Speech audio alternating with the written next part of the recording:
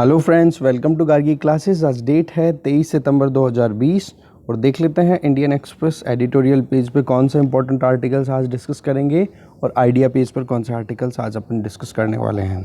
देखो, सबसे पहला ये जो आर्टिकल है द कस्टोडियन, इसमें राज्यसभा में जो अभी संडे को जितना डिसरप्शन हुआ था ना, उस चीज़ को लेकर के आर्टिकल आया है। इसमें बताया गया है जो राज्यसभा के डिप्टी चेयरमैन जो हैं हरिवंश, उन्होंने उस टाइम पे तो जो डिवीज़न का जो एक मोशन डिमांड की गई थी ऑपोजिशन पार्टीज़ के द्वारा, उसको रिजेक्ट कर दिया गया था। तो उसकी वजह से उन्होंने अनरूली एक रिस्पॉन्स दिया जो कि बहुत ही ज़्यादा दुखद था हमारी डेमोक्रेसी के पॉइंट ऑफ व्यू से। और उस चीज़ को उन्होंने थोड़ा ऑफेंडेड वे में लिया और वो फास्ट पे बैठ गए गांधीयन प्रिंसिपल के बेसिस पर ऐसे बोल के। तो ये इतना कुछ आर्टिकल इंपॉर्टेंट है नहीं, क्योंकि ये चीज़ें अपन आंसर राइटिंग में भी यूज़ नहीं कर सकते, इन पर प्रीलिम्स में भी कोई क्वेश्चन आने वाला है नहीं। दूसरा ये वाला आर्टिकल जो है ये तो डिस्कस नहीं करेंगे, ये वाला आर्टिकल देखते हैं, व्हाट लेबर नीड्स। तो अभी जो लेबर लॉज से रिलेटेड 3 जो इम्पोर्टेंट बिल्स इंट्रोड्यूस किए गए हैं कोडिफिकेशन के लिए, तो वो चीज़ें अपन ने ऑलरेडी एक्सप्लेन का कल जो वीडियो डाला है ना, आप वो देख सकते हो। उसमें मैंने एक एक डिटेल माइन्यूटली बताई है, वही चीज़ें यहाँ पे वही चीज़ें रिपीट कर रहे हैं। कैसे कि भाई 300 से ज़्यादा लोग जब होंगे किसी भी फैक्ट्री में या किसी भी कंपनी में, वो फिर अपने राइट्स के लिए या जो स्टैंडर्ड प्रोसीजर के लिए जो रूल्स होंगे वो इन्वोक कर सकते हैं। या फिर स्ट्राइक करने के लिए कितने लिमिटेशंस अप्लाई कर दिया कि भाई अब अगर कोई भी स्ट्राइक करना चाहता है कोई भी ग्रुप, तो उनको 60 दिन का पहले से नोटिस देना पड़ेगा। दूसरा, जो कॉन्ट्रैक्ट लेबर्स हैं उनके बेसिस पे आप देखोगे तो जो भी हायरर्स हैं ना, मतलब जो एम्प्लॉयर्स हैं, उनको एक फ्लेक्सिबिलिटी ज़्यादा प्रोवाइड कर दिया कि वो विदाउट गवर्नमेंट परमिशन हायर और फायर कर सकते हैं। तो उससे लेबर इनसिक्योरिटी ज़्यादा आने की स्कोप है। हाँ, पर इंटर स्टेट माइग्रेंट्स को या फिर जो गिग इकोनॉमी का मैंने बताया था क्या होता है कि जब ज़रूरत हो तब आप हायर करो और जब आपका काम कंप्लीट हो जाए तो फायर कर दो, जॉब से निकाल दो। तो इस तरीके की इकोनॉमी जो होती है ना, वो गिग इकोनॉमी होती है, तो जो कि इंडिया में अब लगातार बढ़ती जा रही है, क्योंकि अनऑर्गेनाइज सेक्टर धीरे धीरे बढ़ता जा रहा है। इस वजह से गिग इकोनॉमिक एक्टिविटीज़ भी अपन इंडिया में ज़्यादा होती हुई देख सकते हैं, राइट। तो इस पॉइंट ऑफ व्यू से क्या होता है कि इनको भी अब कवरेज दिया जा रहा है इन कोड बिल्स के अंडर में।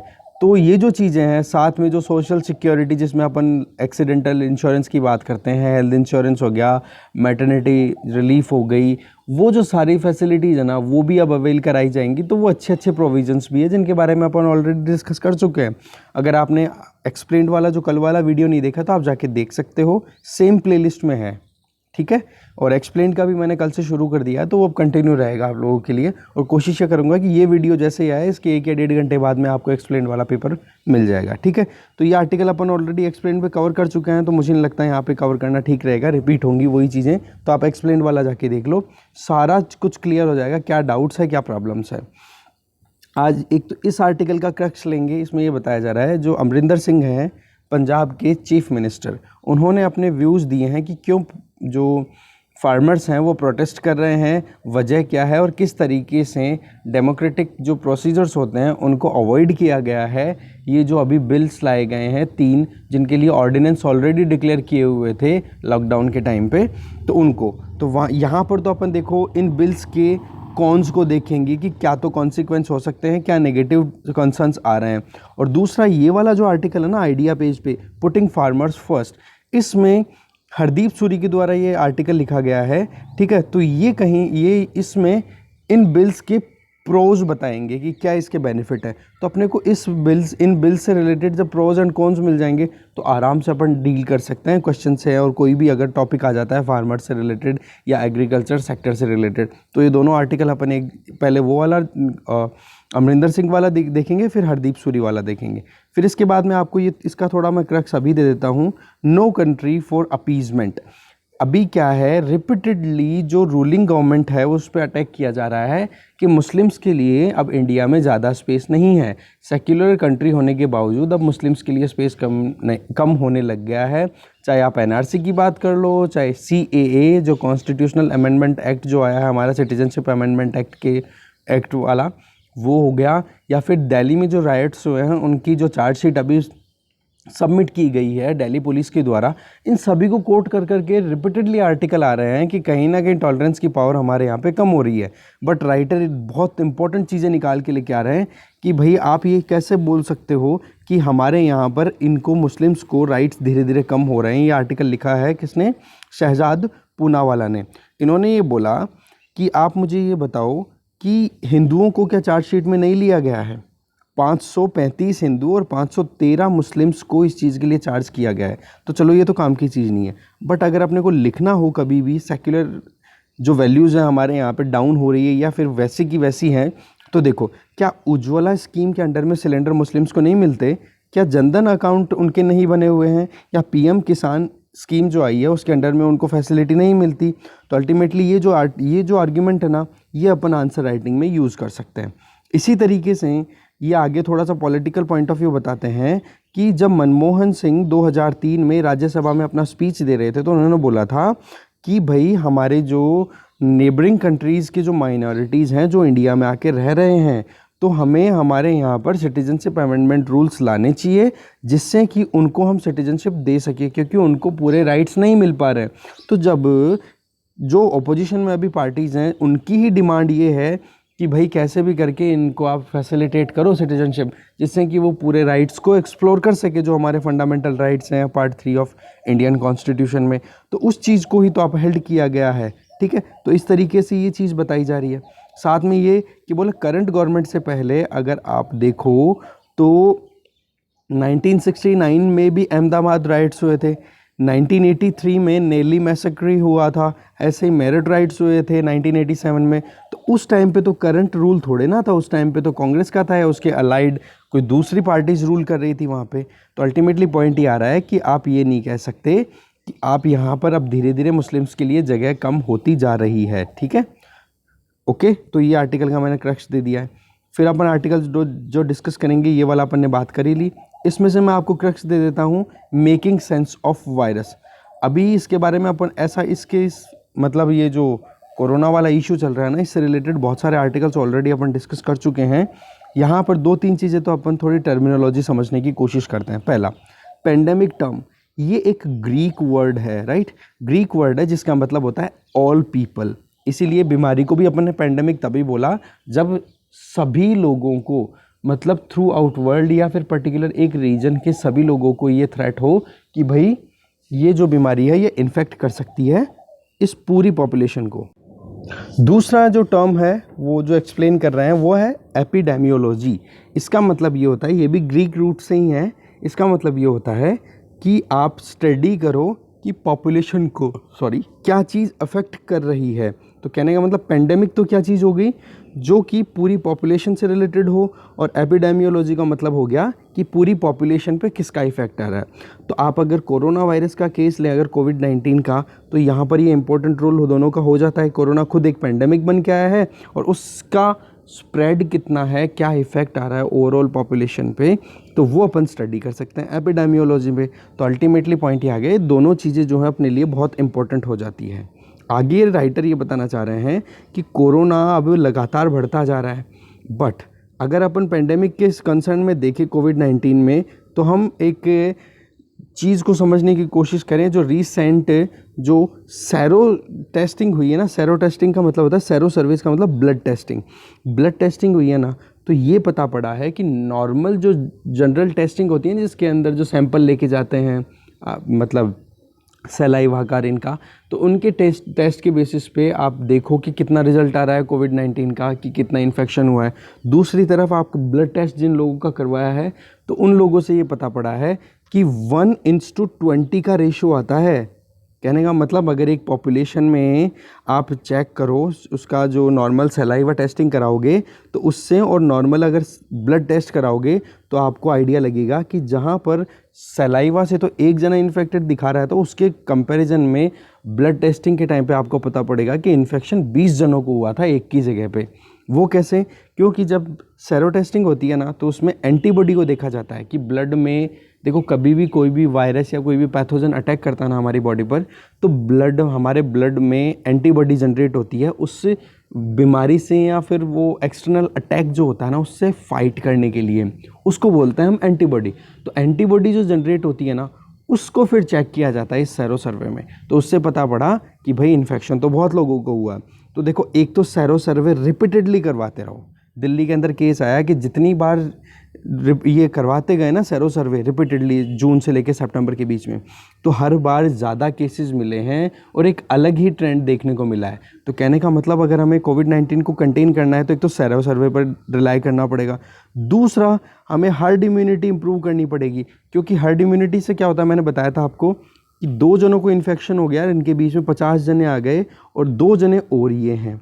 तो ये इन्फेक्शन जिनको हो गया इनकी इम्यूनिटी कम थी, इसलिए इन पे सिम्टम्स आने लग गए।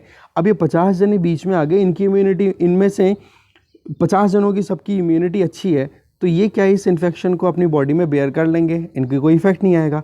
तो ये 50 जने अपनी इन्फेक्शन को क्या कर लेंगे, इनकी बॉडी हैंडल कर लेगी, तो इन 2 तक ये इन्फेक्शन नहीं पहुंचेगा। तो इस वजह से क्या हो गया, इस और दूसरों की इम्यूनिटी की वजह से जो लोग कमज़ोर थे ना वो बच गए। तो यहाँ पर पॉइंट क्या आ जाता है कि अवेयरनेस फैलाई जाए, पब्लिक पार्टिसिपेशन को इंक्रीज़ किया जाए, क्योंकि लोग जितना अपने लेवल पे ज़्यादा से ज़्यादा पार्टिसिपेट करेंगे ना उतना ज़्यादा अच्छे से अपन आउटकम अचीव कर सकते हैं।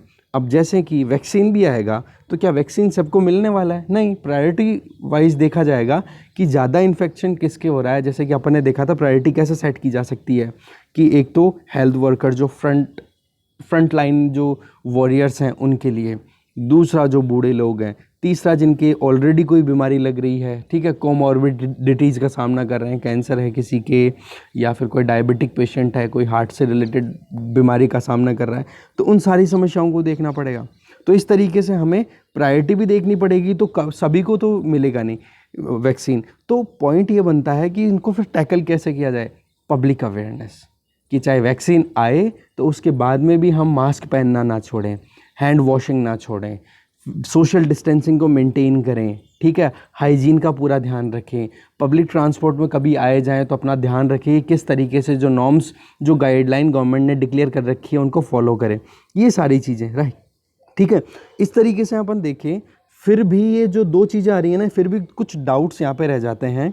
एक तो ये कि भाई एंटीबॉडी जो है ना, क्या ये वाकई में इम्यूनिटी को ही शो कर रही है? एंटीबॉडी तो जनरेट हो भी सकती है, पर वो कोई ज़रूरी थोड़ा ना इतनी एडिक्वेट हो कि वो वायरस को फाइट कर सके।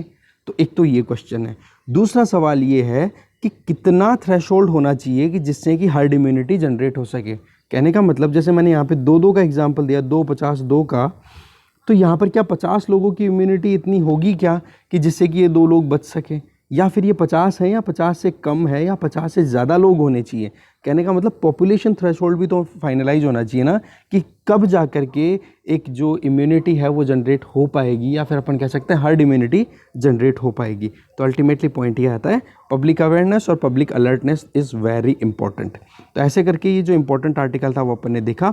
अब आपको मैं एक आर्टिकल और बता देता हूँ जो अपन डिस्कस करेंगे, मिनिस्ट्री ऑफ हैप्पीनेस, बिल्कुल शानदार आर्टिकल है, ये अपन डिस्कस करेंगे। तो चलिए 3 आर्टिकल अपन डिटेल में डिस्कस करने वाले हैं। तो स्टार्ट करते हैं। सबसे पहले अपन बिल अगेंस्ट फार्मर्स, ये आर्टिकल लिखा गया है पंजाब के सीएम जिनका नाम है अमरिंदर सिंह, ठीक है। अब इसमें कुछ पॉलिटिकल बातें भी आएंगी, अपन उनको अवॉइड करते जाएंगे, ठीक है। अभी रिसेंटली 3 बिल्स पास हो गए हैं, प्रेसिडेंट के जैसे ही असेंट मिल जाएगी तो उसके बाद में फिर वो फाइनल एक्ट बन जाएंगे। तो यहाँ पर जो कंसर्न्स रेज कर रहे हैं ना राइटर, वो कुछ ऐसे हैं कि सबसे पहली बात कि डिस्कशन नहीं किया गया एक मास लेवल पे, ना तो फार्मर प्रोड्यूस ऑर्गेनाइजेशन के लीडर से किया गया है, ना स्टेट गवर्नमेंट से किया गया है, ना ऑपोजिशन से किया गया है, और या फिर आप कहीं पर भी देखो तो ये अपने स्टेट का खुद का कंसर्न दे रहे हैं कि मेरा स्टेट जहाँ पे जो कि इंडिया में फूड सिक्योरिटी इंश्योर करने में बहुत इंपॉर्टेंट रोल प्ले करता है, तो हम लोगों से भी इतना ज़्यादा डिस्कशन नहीं किया गया है। तो कहने का मतलब जो मेजर स्टेक होल्डर्स हैं उनसे कंसल्ट ना करना, एक ये सबसे बड़ा कंसर्न इनका आ रहा है। दूसरा आप देखोगे इनका कि जो कुछ भी एक्शंस लिए गए हैं वो अनडेमोक्रेटिक और एंटी फेडरल एक्शन बताए गए हैं, क्योंकि एग्रीकल्चर क्या है, एक स्टेट सब्जेक्ट है। अब स्टेट सब्जेक्ट जब होता है तो देखो उसके अंदर तो एक तो चीज़ ये होती है कि स्टेट खुद कानून बनाए, दूसरा राज्यसभा जो है वो नेशनल इंटरेस्ट में कोई प्रोविज़न ऐसा लेकर के आए जिसमें राज्यसभा ये एक तरीके से इंटरेस्ट कर दे पार्लियामेंट को, इंटरेस्ट का मतलब जिम्मेदारी सौंप दे पार्लियामेंट को कि भाई हमें एक कानून बनाने की ज़रूरत है। स्टेट तो सब्जेक्ट तो स्टेट का है under are constitution 7th schedule, ठीक है, बट अपने को ज़रूरत है कि नेशनल इंटरेस्ट में हम कैसे भी करके वहाँ पर हम बनाएं, कैसे एक कानून बना दे जिससे कि जो फार्मर्स हैं या फिर जो स्टेट सब्जेक्ट है उसमें जो भी सब्जेक्ट होंगे, सब्जेक्ट का मतलब हो गया जो भी सिटीजन्स हैं जिनको बेनिफिट होना चाहिए, उनको हम अच्छे से एक बेनिफिट दे सकें, ठीक है। तो पॉइंट यहाँ पे आ रहा है कि सेंट्रल गवर्नमेंट ने जो है ये बिल में कहीं ना कहीं बहुत सारी चीज़ें एक तो हाइड कर रखी हैं, अनक्लैरिटी है या फिर मेंशन नहीं कर रखा। जैसे कि एमएसपी का इशू जब बार बार उठ रहा है ना इनको लेकर के, तो वो इसलिए उठ रहा है कि वहाँ पर कहीं ना कहीं एमएसपी रिजीम को क्लियर आउट नहीं किया गया, मेंशन ही नहीं किया गया, तो एक डाउट आ रहा है। जबकि वर्बली बहुत क्लियरेंस दी जा चुकी है जो रूलिंग पार्टी के लीडर्स हैं इंक्लूडिंग पीएम कि भाई एमएसपी पे कोई इम्पैक्ट नहीं जाएगा। दूसरा, जो ये मंडियों वाला जो सिस्टम है ना, इस पर भी कोई इफेक्ट नहीं जाने वाला। एपीएमसी मंडियाँ लगातार कम करती रहेंगी, बस केवल एक स्कोप दिया गया है कि कैसे भी करके फार्मर्स जो हैं वो अपने प्रोड्यूस को एक डाइवर्सिफाइड एक ओपन मार्केट में सेल आउट कर सके, जिससे कि उनको ज़्यादा से ज़्यादा फ़ायदा हो सके। इसके बाद में इनका जो कंसर्न आ रहा है एमएसपी के अलावा कि जो स्मॉल एंड मार्जिनल फार्मर्स हैं उनको आप कैसे अश्योर करोगे, जो कि 85% हिस्सा अपने हाथ में रखते हैं। कहने का मतलब ये है कि अगर 100% पॉपुलेशन की देखें, मतलब 100% फार्मिंग पॉपुलेशन की देखे बाद, तो 85% तो पुअर और मार्जिनल फार्मर्स हैं। मार्जिनल फार्मर कौन से होते हैं? जिनकी लैंड की साइज़ जो है 1 हेक्टेयर से कम हो और 2 हेक्टेयर से कम हो तो उसको हम स्मॉल फार्मर्स कंसिडर करते हैं। तो स्मॉल एंड मार्जिनल फार्मर्स के लिए क्या एश्योरेंस है? कोई प्रोटेक्शन नहीं है उनके इंटरेस्ट के लिए। क्या उनकी लाइवलीहुड कैसे चलेगी, क्या उनका फ्यूचर है, इसके बारे में इनमें कोई मेंशन नहीं है। दूसरा, एमएसपी का इतना कोई मेंशन नहीं किया गया है। तो ये बहुत सारे इश्यूज है जिनको बार बार ये राइटर जो हैं वो कंसर्निंग फैक्टर बना के राइज कर रहे हैं। दूसरा, फिर आगे ये बोलते हैं कि आप प्राइवेट सेक्टर को यहाँ पर इन्वॉल्व करना चाह रहे हो, ठीक है। तो प्राइवेट सेक्टर का रोल जब आ जाता है और कॉन्ट्रैक्ट फार्मिंग को अगर आप प्रमोट कर रहे हो, तो वहाँ पर तो कहीं ना कहीं मार्केट फोर्सेस काम करनी शुरू कर देगी, और मार्केट फोर्सेस जब काम करनी शुरू करेंगी तो प्राइसिंग में, प्रोक्योरमेंट में, मार्केटिंग में, हर जगह पे फार्मर जो है हेल्पलेस फील करेंगे, ठीक है। तो इस वजह से जब भी अगर खेती से उनका कोई हार्वेस्टिंग करने के बाद जो भी प्रोड्यूस होगा तो रिटेलर ट्रेडर के काउंटर्स पे जाएंगे और अब एक बेचने की बात करेंगे। बार्गेन करने की पावर उनके पास में इतनी ज़्यादा होती नहीं है क्योंकि उनके पास इतना प्रोड्यूस होता नहीं है। तो कहने का मतलब ये है कि उनको कहीं ना कहीं एक्सपोज कर दिया है गवर्नमेंट ने ये बिल्स ला करके कि भाई मार्केट फोर्सेस के सामने अब आप कैसे सर्वाइव करते हो, आप खुद डिसाइड करो। और वैसे भी अल्टीमेटली गवर्नमेंट ने एक टारगेट भी फिक्स किया है कि भाई 2022 आते आते फार्मर्स की इनकम डबल करनी है।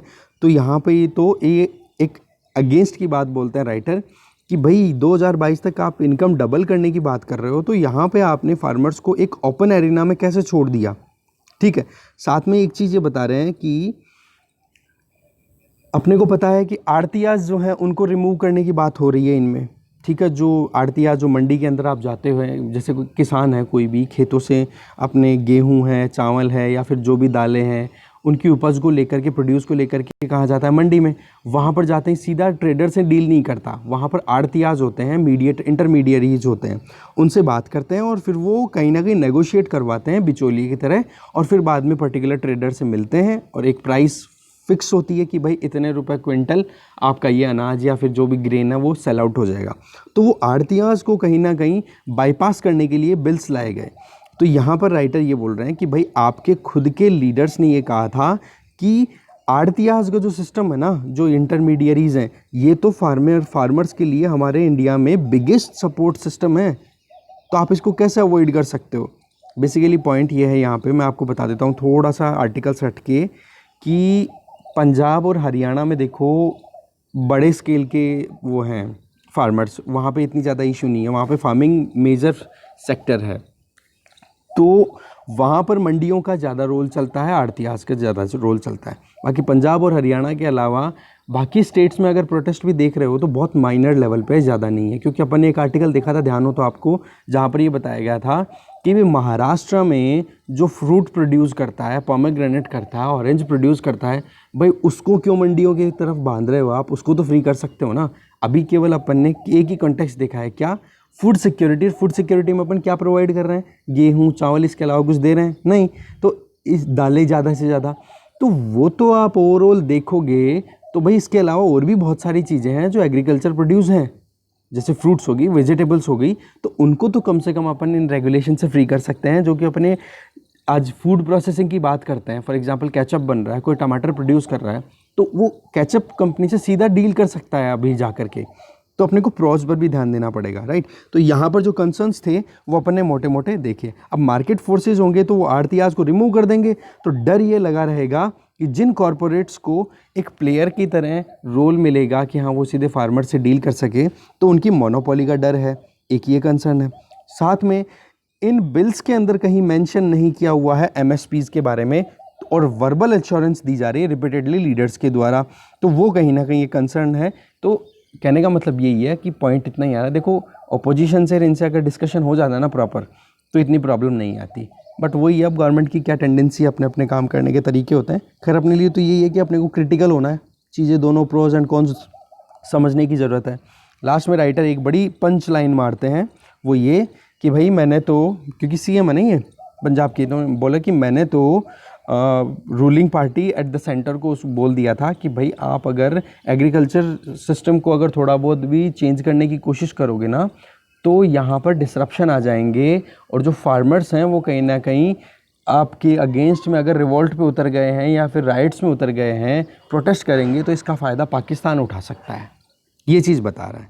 तो ये एक भी कंसर्निंग इशू है, पॉइंट गलत नहीं है, पर हाँ खालिस्तान वाला इशू तो चलता ही रहता है हमेशा से, तो इनको कहीं ना कहीं मोनोपोलाइज कर सकते हैं या फिर एलिनिएट किया जा सकता है। वो बात एक अलग है कि बार बार, अब कल परसों एक स्पीच आई थी, पीएम मोदी जी ने भी सीधा सा बोला था कि एमएसपी और एपीएमसी से कोई रिलेशन नहीं है इसका। एपीएमसी और एमएसपी की बात करो तो वो कंटिन्यू है, वो रुकने वाली नहीं है। चलिए, ये तो अपन ने कॉन्स देखे हैं, क्या कंसर्न्स हैं वो अपन ने जानने की कोशिश की। अब अपन देखते हैं क्या फ़ायदे हैं इन बिलों के, वो जानने की कोशिश करते हैं। पुटिंग फार्मर्स फर्स्ट, ठीक है, इसमें अपन देखते हैं कि क्या फार्मर्स के लिए क्या फ़ायदा है इन बिल्स के बेसिस पे देखते हैं। हरदीप एस पुरी के द्वारा ये आर्टिकल लिखा गया है। इसमें ये बता रहे हैं कि 1947 में जब एग्रीकल्चर 50% कंट्रीब्यूट किया करता था नेशनल इनकम में, और एम्प्लॉयमेंट में 70% कंट्रीब्यूशन हुआ करता था, जो कि आज 2019 में डिक्लाइन करता करता नेशनल इनकम में तो कंट्रीब्यूशन रह गया है केवल 16.5%, और एम्प्लॉयमेंट रह गया है 42%। ये डेटा बहुत इंपॉर्टेंट है, नोट कर लो। आंसर में ऐसे कैसे लिखने का काम आएगा आप जब भी एग्रीकल्चर के बारे में लिखना शुरू करो, क्योंकि ऐसा एक्यूरेट डेटा आपको नहीं मिलेगा, और वो भी इंडिपेंडेंस से लेके। कि देखो, एक कंपैरेटिव जब आंसर लिखता है ना, बहुत इफेक्टिव होता है, जिससे आपके दोनों पर्सपेक्टिव क्लियर होते हैं। भाई स्टैटिक पोर्शन भी क्लियर है, करंट अफेयर्स भी अपडेटेड है इसके, ठीक है। तो वो चीज़ अपने को ध्यान ही रखनी है। ओके, तो पॉलिटिकल पार्टीज़ जो हैं अभी तक नेशन को गवर्न करती आई हैं लगातार, बार बार एक ही चीज़ करती, बातें बहुत हुई हैं कि भाई फार्मर्स सुसाइड बहुत ज़्यादा कर रहे हैं, एग्रीकल्चर में डिस्ट्रेस बहुत ज़्यादा है, तो कहीं ना कहीं हमें मार्केट को ओपन करने की ज़रूरत है एग्रीकल्चर प्रोड्यूसर्स के लिए। बातें बहुत हुई हैं, तो अल्टीमेटली आज इस गवर्नमेंट ने इन पेंडिंग ट्रांसफॉर्मेटिव रिफॉर्म्स को अगर इम्प्लीमेंट कर दिया है, तो इतना ज़्यादा अशांत होने की ज़रूरत नहीं है। इंडियन एग्रीकल्चर की अगर बात करें तो हमें पता है, देखो फ्रेगमेंटेशन बहुत ज़्यादा है। नागालैंड, पंजाब जैसे स्टेट्स हैं, वहाँ पर तो एक कहते हैं ना पर हेड कितना होल्डिंग है लैंड की, वो बहुत ज़्यादा है। बट आप बात करोगे बिहार की या वेस्ट बंगाल की या केरल की, वहाँ पर पॉपुलेशन डेंसिटी बहुत ज़्यादा है, तो लैंड होल्डिंग वहाँ पर बहुत कम है। दैट मीन्स फ्रेगमेंटेशन, मतलब छोटी छोटी ज़मीनें बहुत ज़्यादा हो गई, स्मॉल होल्डिंग्स है वहाँ पे। साथ में हमारी जो एग्रीकल्चर है वो डिपेंड करती है मानसून पे, वेदर डिपेंडेंस बहुत ज़्यादा है, ठीक है। प्रोडक्शन अनसर्टेनिटीज़ बनी रहती है कि भाई अब की बार कितना प्रोड्यूस होगा। ह्यूज वेस्टेज बहुत ज़्यादा, लॉस ज़्यादा है।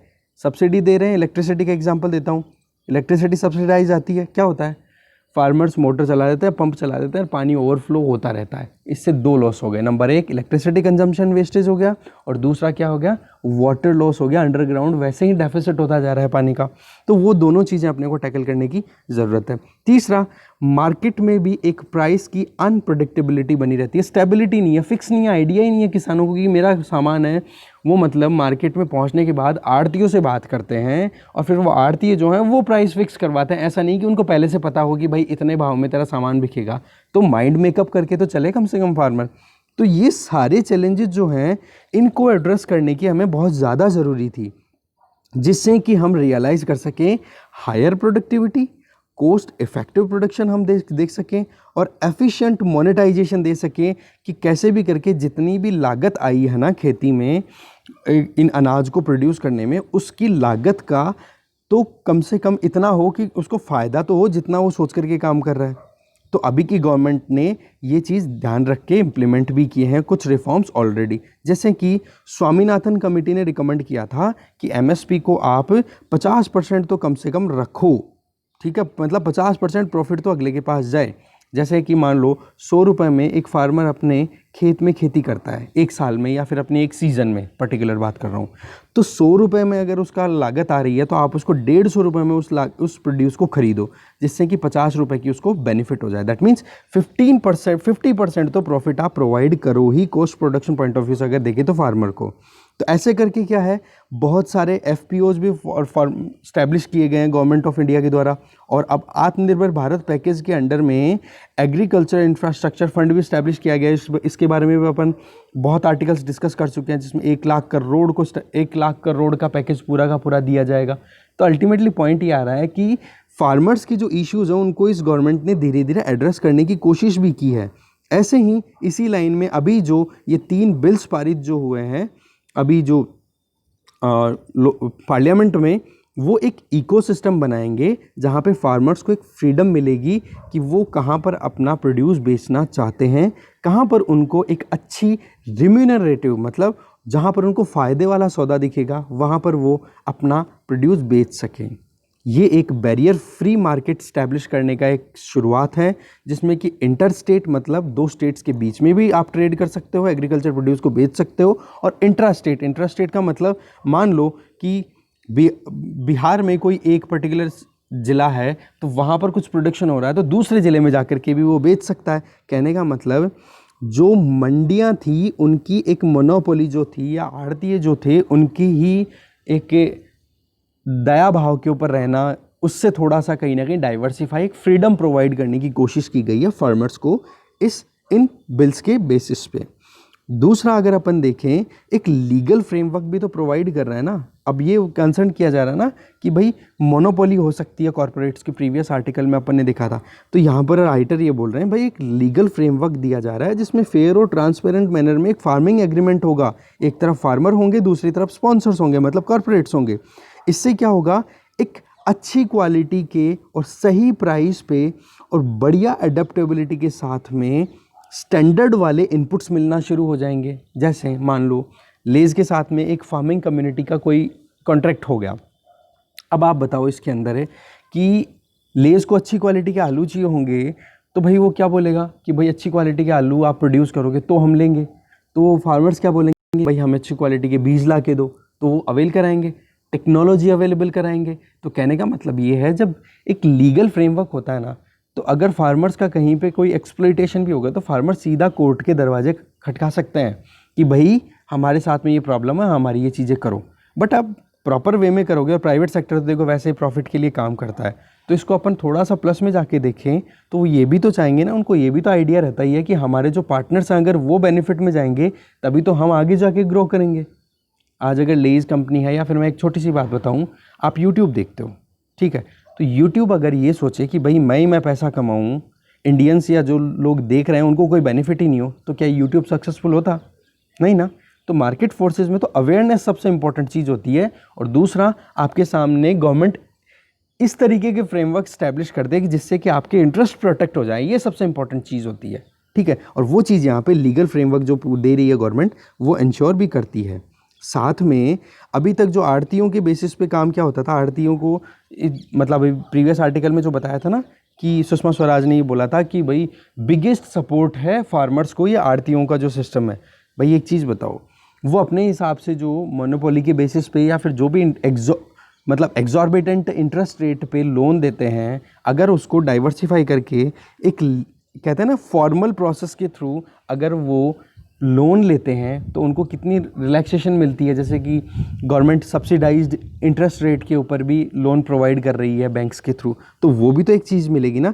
तो क्रेडिट इंस्ट्रूमेंट भी मिलेगा इनको साथ साथ में, और स्पॉन्सर्स जो हैं वो फार्मर्स को क्या है मॉडर्न टेक्नोलॉजी भी प्रोवाइड करेंगे और बेटर इनपुट्स भी प्रोवाइड करेंगे, तो ये भी तो बेनिफिट आएगा। तो जो स्वामीनाथन कमेटी है उन्होंने बहुत सारे सजेशन दिए थे कि भाई जो फार्मर्स जब मार्केट में जब अपना प्रोड्यूस बेचने आए मंडियों में तो उन पर टैक्स भी नहीं लगना चाहिए। तो बिल्कुल सही बात है। तो इसी चीज़ को ध्यान में रखते हुए मंडियों के अलावा भी तो एक ऑप्शन अवेल कराना ज़रूरी हो गया, तो इसी चीज़ को ध्यान में रखते हुए ये बिल्स लाए गए। इसके अलावा जो अपोजिशन पार्टीज़ हैं उन्होंने भी अपने कैंपेन में ये चीज़ बोली, ये अपने काम की चीज़ें नहीं है, क्योंकि कांग्रेस का इनका नाम आ गया है, अपने काम की चीज़ नहीं है। पॉइंट जो थे वो मैंने पिक कर लिए इंपॉर्टेंट। फिर आगे अपन देखते हैं एमएसपी की बात आती है। अब एमएसपी के लिए रिपीटेडली पीएम और एग्रीकल्चर मिनिस्टर ने ये क्लियर कर दिया है कि भाई इसमें एमएसपी जो है इस पर कोई इफेक्ट नहीं जाएगा, ये कंटिन्यू रहने वाली है। दूसरी चीज़, अगर प्रीवियस अपन डेवलपमेंट्स की बात करें तो पैडी जो है चावल की प्रोड्यूस जो है उसकी एमएसपी 2.5 गुना तक ज़्यादा बढ़ चुकी है पिछले कुछ सालों के अंदर। दूसरा, वीट की बात करो गेहूं की, तो उसकी एमएसपी 1.7 टाइम्स हायर है पिछले 5 सालों की अगर कंपैरिजन में देखा जाए। तो कहने का मतलब ये है कि ये जो लेजिस्लेशंस है ना ये फार्मर्स के इंटरेस्ट को अपहेल्ड करने के लिए है। दूसरा, टैक्सेस को रिड्यूस करने के लिए, जिससे कि फार्मर्स अगर अपने प्रोड्यूस को मार्केट में बेचने निकले तो उनको टैक्सेस ना देना पड़े, जिससे कि उनके पॉकेट पे ज़्यादा लोड ना आए। और तीसरी चीज़, एपीएमसी एक्ट से इनका कोई रिलेशन नहीं है, कोई एलिमिनेशन नहीं है। ये जो एपीएमसी मंडियां हैं वो लगातार एज इट इज़ चलती रहेंगी। इसके अलावा राइटर ये बोल रहे हैं कि फार्मर्स को और ज़्यादा सेफ्टी प्रोवाइड करने के लिए बिल्स में और भी इम्पोर्टेंट प्रोविजंस किए गए हैं, जैसे कि अगर वो चाहें तो अपने खुद के प्रोड्यूसेस को सेल करना चाहते हैं, बेचना चाहते हैं, तो वहाँ पर अगर वो जो कॉरपोरेट्स के साथ में जो बॉन्ड करेंगे या जो भी एग्रीमेंट करेंगे तो उसमें एक चीज़ बिल्कुल क्लियर मेंशन की जाएगी कि भाई अगर फार्मर्स किसी भी वजह से अनअवॉइडेबल सर्कमस्टांसेस या फिर कोई भी अनहैपनिंग की वजह से, मिस हैपनिंग की वजह से वो अपनी जो एक कमिटमेंट है पूरी नहीं कर पाए, तो आप उनकी ज़मीनों को कॉन्फिस्केट नहीं करोगे। तो इससे ज़्यादा क्या सिक्योरिटी मिल सकती है, आप ये खुद देखो। ये चीज़, ये इंपॉर्टेंट प्रोविज़न है कि भाई अगर फार्मर्स जो हैं वो अपनी लीज या मॉर्टगेज को अगर बेसिस पे एग्रीमेंट करते हैं कि भाई हमारे पास ज़मीन है, हम ये प्रोड्यूस कर देंगे, आप एग्रीमेंट कर लो, और वो फुलफ़िल नहीं करते हैं तो उनकी ज़मीन नहीं हड़पी जाएगी, तो ये एक अच्छी बात है ना। तो ये अपने आप में ये प्रोविज़न बहुत इंपॉर्टेंट है, ये अपने को ध्यान भी रखना, आंसर राइटिंग में लिखना भी है। तो दो, और साथ में जो शेयर क्रॉपर्स होते हैं ना, शेयर क्रॉपर्स का मतलब एक बड़ा खेत है, इसका ऑनर है ए। अब इसके पास में तो इतने मैन पावर भी नहीं है और इसके पास में और भी बहुत सारे काम हैं, तो ये एग्रीकल्चर पे इतना ध्यान नहीं दे पाता। तो ये क्या करेगा, किसी और मार्जिनल या स्मॉल फार्मर से अप्रोच करेगा कि भाई तू मेरे खेत में बुआई कर दे, जो भी प्रोड्यूस होगा उसका इतना % तेरा होगा, इतना मेरा हो जाएगा। तो वो जो छोटे फार्मर्स हैं ना, जो इनके यहाँ पे बड़े के यहाँ पे काम करते हैं, उनको शेयर क्रॉपर बोलते हैं। तो उनके इंटरेस्ट भी भाई प्रोटेक्ट करने की बात की गई है यहाँ पर। तो कहने का मतलब ये है कि हर तरीके से फार्मर्स के प्रोटेक्शन का तो ध्यान दिया ही गया है। इसके अलावा फार्मर्स को फ्लेक्सिबल प्राइस भी अवेल हो जाएंगी, और वो फ्लेक्सिबिलिटी जो मिलेगी वो इसीलिए तो मिलेगी ना कि भाई एक कॉर्पोरेट है वो ढंग से नहीं अगर इनको ट्रीट करता है तो दूसरे के पास चले जाएंगे, एक ओपन मार्केट मिल गया उनको, और एग्रीमेंट के बेसिस पे एक गारंटी भी मिलेगी कि हाँ भाई इतने रुपए किलो या इतने रुपए क्विंटल के अंदर तो अपना माल बिक ही जाएगा। तो स्पॉन्सर्स को भी एक चीज़ मिल जाएगी कि भाई टाइम पे इनको डिलीवरी मिल जाए, और दूसरी तरफ फार्मर्स को जो है पेमेंट भी टाइम पे मिल जाएगा। तो एक तरीके से इंटरेस्ट कन्वर्जेंस जहाँ पे आएगा तो ये चीज़ तो विन विन सिचुएशन हो गई।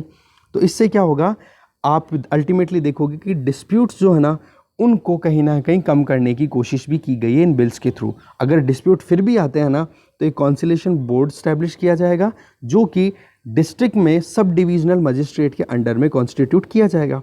अब अगर किसी फार्मर को कोई प्रॉब्लम होती है ना, वो सीधा एसडीएम को अप्रोच कर सकता है, और एसडीएम जो है वो ट्रेडर को रेस्ट्रिक्ट कर सकता है कि भाई आप अपने कॉमर्शियल इंटरेस्ट को हमारे यहाँ पर जो फार्मर्स हैं उनके खिलाफ नहीं ले जा सकते हो इस लिमिट के बाहर। दूसरा, जो फार्मर्स जो हैं जिनको शेड्यूल किया गया है, जो शेड्यूल्ड फार्मर्स हैं SC STs की, उनकी भी प्रोटेक्शन के लिए ये कॉन्सिलेशन बोर्ड काम करेगा, तो ये भी एक अच्छा प्रोविज़न है। इसके अलावा अगर देखें, ये फार्मर्स बिल जो हैं एक ट्रांसफॉर्मेटिव चेंज लेकर के आते हैं हमारे एग्रीकल्चर सेक्टर में। वेस्टेज को रिड्यूस करते हैं, जो हमारा टारगेट था शुरुआत में इस आर्टिकल के, एफिशिएंसी इंक्रीज़ करते हैं और फार्मर्स के लिए एक वैल्यू अनलॉक करते हैं कि वो कितना भी एक टारगेटेड जो, एक तो देखो कि डील कर सकते हैं, उनके पास बार्गेनिंग पावर ज़्यादा हो जाएगी। जब आप वही चीज़ आप मार्केट में निकलो, आप अपनी कुछ चीज़ों को आप खुद ही बेचने के हिसाब से निकलो, कोई ख़रीदे भाई नहीं ये भाव तो नहीं चलेगा, दूसरे के पास गए वो थोड़ा सा 1-2 रुपये एक्स्ट्रा में ख़रीद ले तो आप दे दोगे, हाँ भाई ये ले लो, तो वहाँ पर एक बार्गेनिंग पावर बन जाती है। और साथ में ट्रेडर्स जो हैं या फिर अदर स्टेक होल्डर्स हैं उनको भी एक अपॉर्चुनिटी मिलेगी कि उनको एक बेटर प्रोड्यूस मिल सके, एक एडिशनल सर्विस डेवलप हो पाएगी लोकल फार्मर्स के लिए, जैसे कि उनको सीड मिलना या सॉइल टेस्टिंग फैसिलिटी हो गई, कोल्ड स्टोरेज की फैसिलिटी, ये चीज़ें क्या होगी, वो कॉरपोरेट जो होंगे जो डील करेंगे फार्मर्स के साथ में वो हेल्प कर देंगे। तो यहाँ पे एक अपॉर्चुनिटी है फार्मर्स के लिए, इसको जो पॉलिटिसाइज करने की ज़रूरत नहीं है, इन शॉर्ट ये बात आ जाती है। ठीक है, तो ये आर्टिकल भी यहीं ख़त्म होता है। नेक्स्ट आर्टिकल है अ मिनिस्ट्री ऑफ हैप्पीनेस। शानदार आर्टिकल है, ये देखते हैं अपन कैसे। देखो, हैप्पीनेस इकोनॉमीज़ को फाइनली ग्लोबल रिकॉग्निशन मिल गया, ये अपने आप में बहुत इंपॉर्टेंट है। आप मटीरियलिस्टिक लाइफ जीते हो, एक लिमिट तक ही मटीरियल आपको हैप्पीनेस देता है, ये अपने खुद के सेल्फ एक्सपीरियंसेस में आपको बता रहा हूँ और आपके खुद के भी होंगे। एक लिमिट के बाद में आपको कुछ और चीज़ें भी होती है कि हाँ, अगर मैं बूढ़ा हो जाऊँ या फिर मेरे माँ बाप अब बूढ़े हो रहे हैं तो उनकी सोशल सिक्योरिटी को लेके मुझे टेंशन ना हो, उनकी हेल्थ केयर के लिए प्रोविज़न्स अच्छे हों, हमारे जो बच्चे आएंगे, अपकमिंग जो जनरेशन्स हैं, उनके लिए एजुकेशन फैसिलिटी अच्छे से हो, एनवायरनमेंट अच्छे से बनता रहे, इंश्योरेंस हो, मतलब ये सारी जो सोशल इश्यूज़ है ना, इनको टैकल करने की हमारी एक होती है। तो उस चीज़ को लेकर के अगर अपन मटीरियलिस्टिक होते जाएंगे ना, तो उन चीज़ों में कहीं ना कहीं लिमिटेशन आती है और हमारी एंजाइटी बनती है। तो कहने का मतलब ये है कि पैसे वाला भी एक लिमिट के बाद में एंजाइटी को फेस करना शुरू कर देता है। तो अब वापस आर्टिकल में आते हैं, डिस्कस करते हैं क्या है पूरा कंटेक्स्ट। देखो, हैप्पीनेस को अल्टीमेटली ग्लोबल लेवल पे रिकॉग्निशन मिल गया है और ये ध्यान दिया गया है कि जो इकोनॉमिक इंडिकेटर्स जो हैं, जैसे कि ग्रॉस नेशनल प्रोडक्ट हो गया, पर कैपिटा इनकम हो गई, हेल्थ केयर फैसिलिटीज़ हो गई, एम्प्लॉयमेंट हो गया, वेल्थ हो गया, इनको सबको अब नेशनल हैप्पीनेस से भी जोड़ के देखा जाने लग गया है। वर्ल्ड हैप्पीनेस रिपोर्ट 2020 जो अभी आई है, जिसमें 156 कंट्रीज़ को हैप्पीनेस के बेसिस पे रैंक दी गई है। इसके 6 की वेरिएबल्स हैं, इन की वेरिएबल्स को आप नोट डाउन कर लो। Income, healthy life expectancy, social support, freedom, trust and generosity. इस तरीके से ये 6 मेन पिलर्स हैं जिनके बेसिस पे वर्ल्ड हैप्पीनेस रिपोर्ट पब्लिश हुई है। अब आप मुझे कमेंट बॉक्स में बताओगे कि वर्ल्ड हैप्पीनेस रिपोर्ट कौन पब्लिश करता है। ठीक है, तो फिनलैंड है एक छोटा सा कंट्री, स्कैंडिनेवियन कंट्री बोला जाता है ना यूरोप में। तो वहाँ पर ये एक छोटा सा कंट्री है, इसकी जीडीपी भी इतनी ज़्यादा नहीं है अगर ऑल ओवर वर्ल्ड देखो, फिर भी ये वर्ल्ड में टॉप कर रहा है हैप्पीनेस के पॉइंट ऑफ व्यू से। इसकी वजह क्या है, वहाँ पर सोशल सेफ्टी नेट, मतलब हेल्थ इंश्योरेंस और साथ में जो इंश्योरेंस है, चाहे एक्सीडेंटल इंश्योरेंस हो गया, मेडिकल फैसिलिटीज़ हो गई, वो गवर्नमेंट खुद डील कर रही है उन चीज़ों से, तो बहुत अच्छा काम कर रहे हैं वहाँ पे। ठीक है, तो फिर इसमें आगे देखें अपन आर्टिकल में, तो यहाँ पर आप देखोगे तो social safety, personal freedom, working life balance, ये सारा का सारा मटीरियल से भी सुपीरियर कंट्री, मतलब जहाँ पे मटीरियली जो सुपीरियर कंट्रीज़ हैं, जैसे यूरोप में और कंट्रीज़ हो गए, चाहे इंडिया को ही देख लो आप, फिनलैंड के कंपैरिजन में कितना स्ट्रॉन्ग है अगर आप बाहर से देखो तो। बट रियलिटी ये है कि हैप्पीनेस में हम कहीं ना कहीं वीक महसूस करते हैं और कंपटीशन भी आज हमारे मटीरियलिज्म का ही लग रहा है। खैर वो बात नहीं है, अभी पॉइंट इतना सा है कि यहाँ पर मटीरियल की सुपीरियरिटी को देखें तो वहाँ पर जो कंट्रीज़ मटीरियली ज़्यादा स्ट्रॉन्ग है वो भी इस रैंक में, इस पूरे रिपोर्ट में लोअर रैंक पे आए हैं। जबकि फिनलैंड, जहाँ पर सोशल सिक्योरिटी, लोगों की जो फीलिंग्स हैं, जेनरोसिटी, ट्रस्ट, विश्वास की जो बातें हैं, उससे आप देख सकते हो फिनलैंड अपर एक फर्स्ट रैंकर उभर के आया है। तो इस रिज़ल्ट का मतलब ये निकल के आता है कि हैप्पीनेस जो है ना वो कोई ज़रूरी नहीं है कि अगर इकोनॉमिक प्रॉस्पेरिटी बढ़ रही है तो उसके साथ में हैप्पीनेस बढ़ेगी। यहाँ पर एक फिनोमेना की बात कर रहे हैं, ये बहुत अच्छा है फिनोमेना, अपन कोट कर सकते हैं इसको, ऐसे में भी कर सकते हैं और एथिक्स में भी कर सकते हैं। इसको बोलते हैं एस्टरलिन पैराडॉक्स। ये रिचर्ड एस्टरलिन नाम के एक स्कॉलर थे जिन्होंने पोस्ट वर्ल्ड वॉर इरा में यूएसए में अपनी ये एक थॉट रखी थी, जिसमें ये बताया गया कि जैसे जैसे इनकम ग्रोथ बढ़ती जाती है ना, इकोनॉमिक ग्रोथ बढ़ती जाती है, तो हैप्पीनेस डिक्लाइन करना शुरू कर देती है।